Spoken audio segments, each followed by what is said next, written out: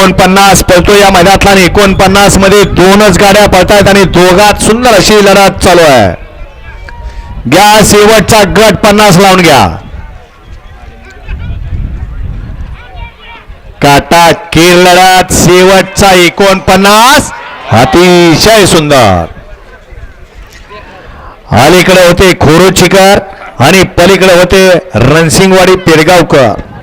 दोघात सुंदर अशी लढत झाली.